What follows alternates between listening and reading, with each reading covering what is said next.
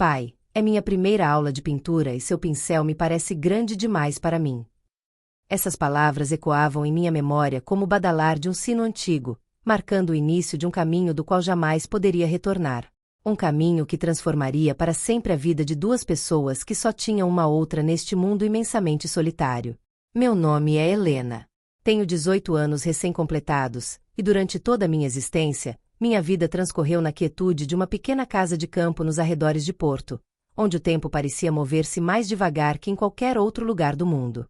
Era o ano de 1990, e embora cidades portuguesas fervilhassem com o entusiasmo de uma nação modernizando-se rapidamente, nossa vida permanecia ancorada em uma rotina tranquila, quase monástica. Vivia unicamente com meu pai, Sr. Miguel, desde que minha mãe decidiu partir quando eu mal contava 5 anos de idade. Simplesmente foi embora numa manhã de primavera, deixando apenas um bilhete sobre a mesa da cozinha que dizia: "Não aguento mais. Me perdoem." Nunca mais soubemos dela. Nem uma carta, nem uma ligação, nem sequer um rumor que chegasse de alguma aldeia vizinha. Desvaneceu-se como o orvalho sob o sol implacável do meio-dia. Desde aquele dia fatídico, meu pai e eu nos tornamos um único universo. 2 astros orbitando um ao redor do outro, encontrando consolo e significado em nossa mútua companhia. Ele era um homem de presença imponente, com seus 50 anos bem vividos, seu cabelo negro salpicado de fios prateados que lhe conferiam um ar distinto, e aquelas mãos grandes e ásperas de quem trabalhou a terra e esculpiu madeira durante décadas. Sr. Miguel era marceneiro de profissão, e em sua oficina anexa à nossa casa criava móveis de uma beleza singular que vendia nos mercados da região. Durante 13 anos, nossa existência fluiu como um rio manso. Eu ajudava nas tarefas domésticas, estudava na pequena escola da vila, e pelas tardes observava meu pai trabalhar em sua oficina, admirando como suas mãos transformavam pedaços de madeira sem forma em objetos de utilidade e beleza. Ele me ensinou tudo: a cozinhar o bacalhau perfeito, a remendar roupas, a ler nas entrelinhas os silêncios das pessoas, e, sobretudo, ensinou-me que o amor verdadeiro é aquele que permanece mesmo quando tudo mais desmorona. Éramos, nas palavras do pároco da aldeia, um exemplo de resiliência e amor familiar. Mas como costuma acontecer, as palavras dos outros raramente capturam a complexidade real de uma vida. Quando completei 18 anos, na primavera de 1990, algo extraordinário ocorreu. Obtive uma bolsa para estudar literatura na Universidade do Porto. Era um sonho que parecia impossível para a filha de um marceneiro de aldeia, mas minhas notas haviam sido excepcionais, e uma professora que acreditava em mim moveu os cordéis necessários. Meu pai, embora visivelmente orgulhoso, não conseguiu esconder a sombra de melancolia que atravessou seu rosto quando recebemos a notícia. "Você vai voar alto, minha pequena pomba", disse-me naquela tarde, abraçando-me com força contra seu peito. "Mas prometa-me que não esquecerá de onde veio." Nunca esquecerei o cheiro de serragem e verniz que impregnava sua camisa naquele dia.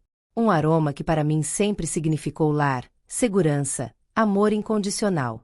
A mudança foi abrupta e desconcertante. De repente me encontrei submersa num mundo. Tentar novamente.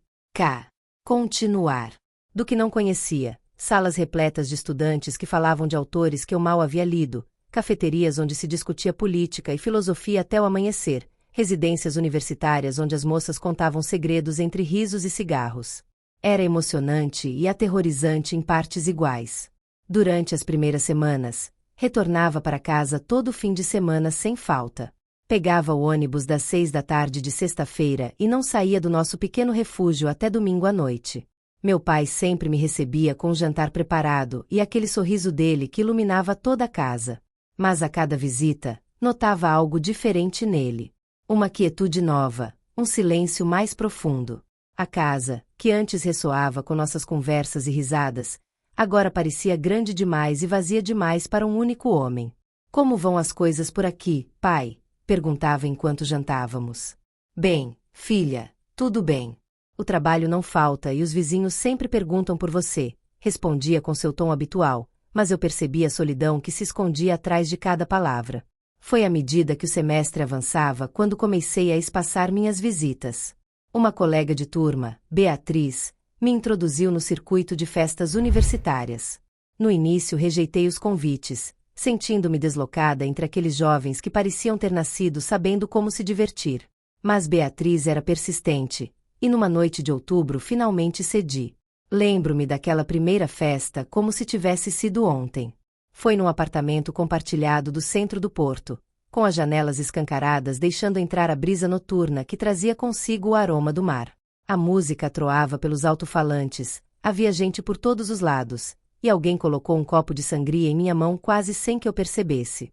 No início me senti desconfortável, observando de um canto como os outros dançavam e riam sem inibições. Mas depois do segundo copo, algo mudou.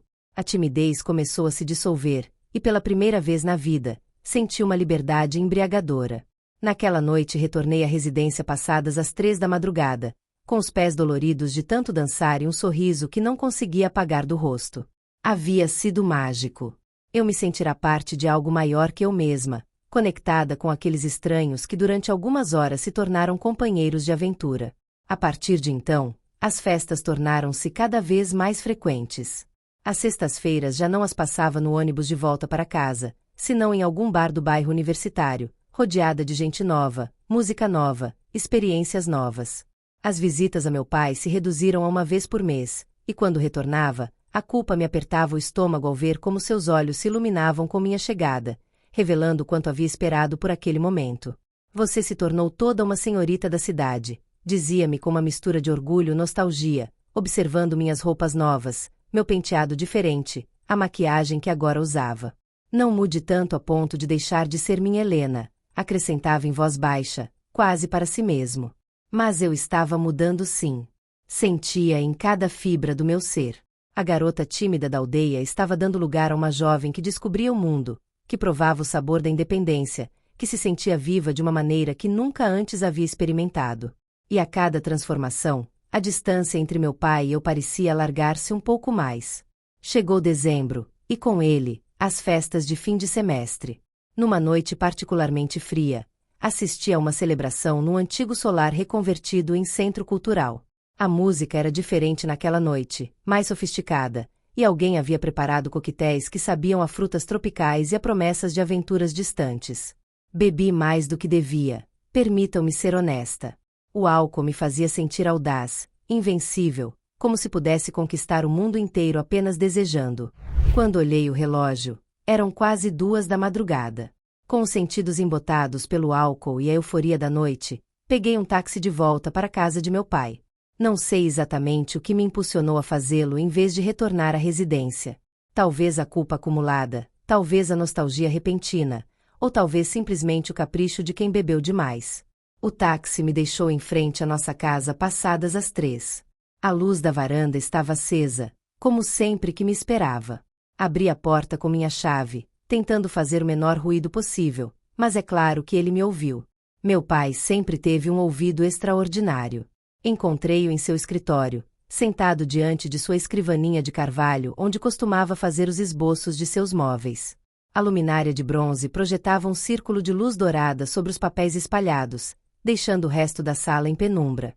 Estava vestido com sua camisa de flanela xadrez e aquelas calças de veludo cotelê que se recusava a substituir apesar dos anos. Ao me ver entrar, ergueu o olhar de seus desenhos e um sorriso se desenhou em seus lábios.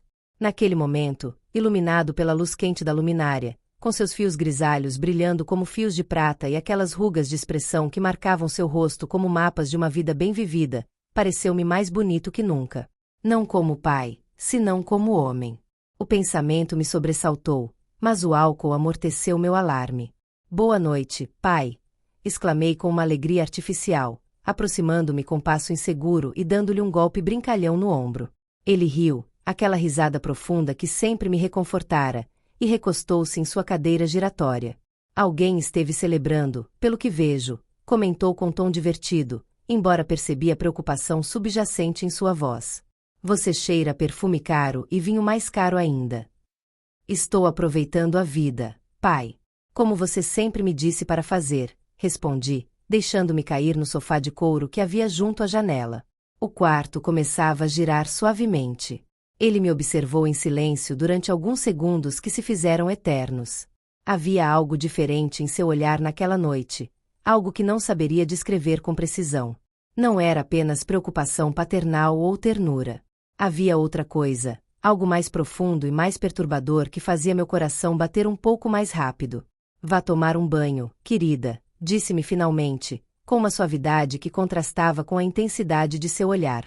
Vai se sentir melhor. Levantei-me com dificuldade e dirigi-me ao banheiro, consciente de que seus olhos seguiam cada um de meus movimentos.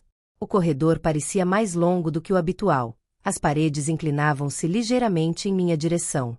Entrei no banheiro e, por costume enraizado desde a infância, deixei a porta entreaberta. Nunca fechávamos completamente nossa casa. Eram daqueles hábitos familiares que se estabelecem sem razão aparente e permanecem por inércia. A água quente foi uma bênção.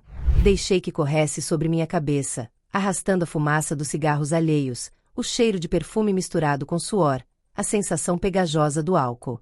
Fechei os olhos e me permiti simplesmente existir sob o jato reconfortante, sentindo como a tensão abandonava meus músculos um por um. Mas então, através do vapor que começava a encher o banheiro, distingui uma silhueta do outro lado da porta entreaberta. Era ele. Meu pai estava ali, de pé no corredor, observando-me através da cortina translúcida do chuveiro e da bruma do vapor. Sua figura se recortava contra a luz tênue que vinha do escritório, imóvel como uma estátua. Não se escondia nem pretendia disfarçar sua presença. Simplesmente me olhava. Deveria ter me sentido alarmada, desconfortável, violada até. Mas o álcool ainda nublava meu julgamento, e algo mais, algo que não quero nomear, fez com que não desviasse o olhar. Ficamos assim, observando-nos através da cortina e do vapor, num momento suspenso no tempo onde todas as regras normais pareciam ter deixado de se aplicar. A água continuava caindo sobre minha pele, mas já não sentia sua temperatura. Só estava consciente de seu olhar, de como percorria minha silhueta difusa pela cortina, de como meu próprio coração batia com uma força que ameaçava romper minhas costelas. Quanto tempo permanecemos assim? Segundos. Minutos. Não poderia dizer. O tempo havia perdido todo o significado. Finalmente, fechei a torneira. O silêncio que se seguiu foi ensurdecedor, interrompido apenas pelo gotejamento lento da água e o som de minha respiração acelerada. Peguei a toalha que pendia junto ao chuveiro e me envolvi nela, consciente de cada movimento, de cada roçar do tecido contra minha pele. Quando saí do banheiro, ele ainda estava lá. Já não no corredor, senão apoiado contra o batente da porta de meu quarto, com os braços cruzados sobre o peito e aquela expressão indecifrável que havia aprendido a ler durante anos de convivência, mas que agora me resultava completamente indescritível. "Está bem, Helena?" perguntou-me com voz rouca, quase um sussurro. A pergunta era simples, mas carregava um peso que ia muito além das palavras. Não me perguntava se estava tonta pelo álcool ou cansada pela noite. Perguntava-me algo muito mais fundamental, algo que ambos sabíamos, mas que nenhum se atrevia a verbalizar. "Sim", respondi, embora não estivesse segura do que estava respondendo exatamente. Deu um passo em minha direção, e depois outro. O espaço entre nós se reduziu até que pude sentir o calor que emanava de seu corpo, cheirar o aroma familiar à madeira de cedro e tabaco de cachimbo que sempre o acompanhava. Ergueu uma mão lentamente, dando-me todo o tempo do mundo para me afastar, para detê-lo, para romper aquele feitiço perigoso que se havia tecido entre nós. Mas não o fiz. Sua mão tocou minha bochecha com uma ternura que me fez fechar os olhos. Seus dedos ásperos, curtidos por anos de trabalho manual, acariciaram minha pele com uma delicadeza que nunca lhe havia conhecido. Não era o toque de um pai consolando sua filha. Era algo completamente diferente, algo que traspassava todas as fronteiras que deveriam existir entre nós. "Minha menina linda", murmurou, e em sua voz havia dor, desejo, confusão, amor, tudo misturado num amálgama impossível de separar. Abri os olhos e o olhei. Realmente o olhei, talvez pela primeira vez na vida, como algo mais que meu pai. Vi o homem que havia estado sozinho durante 13 anos, que havia sacrificado toda a possibilidade de refazer sua vida para dedicar-se a me criar, que havia convertido seu mundo num círculo cada vez mais pequeno cujo único centro era eu. Vi a solidão em seus olhos, o anseio, a luta interna que travava contra si mesmo naquele preciso instante. E vi, para meu terror e fascinação, meu próprio reflexo em suas pupilas. Vi que eu também estava travando a mesma batalha. "Pai", comecei, mas ele pôs um dedo sobre meus lábios, silenciando-me.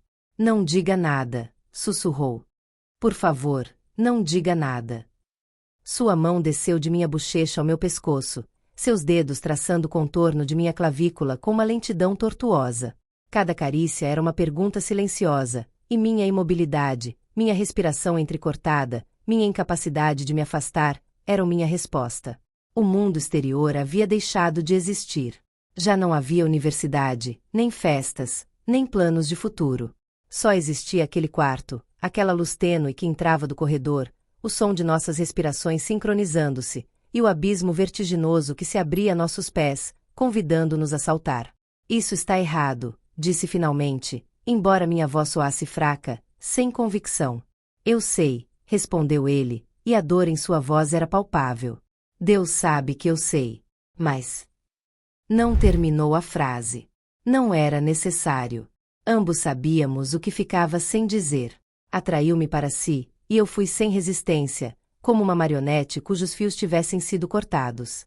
Seu abraço era diferente de todos os abraços paternais que me havia dado durante 18 anos. Era mais apertado, mais urgente, mais desesperado. Suas mãos percorriam minhas costas por cima da toalha, memorizando cada curva, cada contorno, como se temesse que eu fosse desaparecer a qualquer momento. Não sei o que está me acontecendo, murmurou contra meu cabelo. Não sei o que está acontecendo conosco. Permanecemos abraçados durante longo tempo, cruzando linhas invisíveis mas definitivas, transformando para sempre a natureza de nossa relação. Não houve um momento único de transgressão absoluta naquela noite, mas sim 1000 pequenas transgressões que, somadas, mudaram tudo para sempre. Quando finalmente nos separamos, nenhum dos dois conseguia sustentar o olhar do outro. A vergonha, a confusão e algo mais intenso e perigoso enchiam o espaço entre nós como um gás tóxico. Deveria dormir, disse ele com voz trêmula. Conversaremos amanhã. Mas ambos sabíamos que amanhã não conversaríamos sobre isso. Que talvez nunca conversássemos sobre isso com palavras. Algumas coisas são grandes demais, aterradoras demais, proibidas demais para serem nomeadas em voz alta. Entrei em meu quarto e fechei a porta. Deixei-me cair na cama sem nem sequer tirar a toalha, tremendo embora não tivesse frio. Minha mente era um turbilhão de pensamentos contraditórios. Parte de mim gritava que aquilo havia estado terrivelmente errado, que devia partir pela manhã e não retornar nunca. Mas outra parte, uma parte que me aterrorizava reconhecer, havia sentido algo profundo e inegável em seus braços. Algo que ia além da familiaridade, além do amor filial. Como havia chegado a isso? Quando exatamente havia começado a se desvanecer a linha entre pai e filha? Havia sido essa noite, ou vinha se gestando há tempo sem que nenhum dos dois quisesse ver? As perguntas se amontoavam em minha mente sem encontrar respostas. O sono demorou horas para chegar, e quando finalmente chegou, foi agitado e cheio de sonhos que preferiria esquecer. Na manhã seguinte, despertei com dor de cabeça e um nó no estômago. A luz do sol entrava pela janela, iluminando meu quarto com uma claridade cruel que tornava impossível esconder-se da realidade do ocorrido. Vesti-me lentamente, adiando o momento inevitável de enfrentá-lo. Quando finalmente reuni a coragem para sair de meu quarto, encontrei a casa vazia. Um bilhete sobre a mesa da cozinha, escrito com sua letra angular e precisa, dizia simplesmente: saí para entregar um pedido. Voltarei à tarde. Há café recém-feito e pão na despensa. O alívio me inundou, misturado com uma pontada de decepção que não quis analisar. Tomei uma xícara de café, mas não consegui provar o pão. O estômago havia se fechado completamente. Passei o dia evitando pensar, preenchendo cada momento com atividades sem sentido. Limpei meu quarto embora já estivesse limpo. Folheei velhos livros sem ler realmente as palavras. Olhei pela janela a paisagem familiar que de repente me parecia estranha e alheia. Quando ele retornou ao cair da tarde, o ar espessou-se imediatamente com tudo que não foi dito. Preparou o jantar em silêncio enquanto eu punha a mesa. Sentamo-nos um diante do outro como havíamos feito milhares de vezes, mas agora cada gesto estava carregado de um significado novo e perturbador. Helena, começou finalmente, deixando os talheres sobre o prato sem ter provado quase nada da comida. Sobre ontem à noite. Não, interrompi-o, surpreendendo-me com a firmeza de minha voz. Não falemos sobre isso. Por favor. Ele assentiu lentamente, com expressão de alívio e tristeza em partes iguais. Voltarei para o porto amanhã, acrescentei. Tenho provas finais na próxima semana. Claro, respondeu, embora ambos soubéssemos que essa não era a verdadeira razão de minha partida prematura. O resto do jantar transcorreu num silêncio desconfortável. Naquela noite dormi com a porta trancada pela primeira vez na vida. E quando parti na manhã seguinte, nosso abraço de despedida foi breve, quase formal, dois estranhos se despedindo em lugar de pai e filha.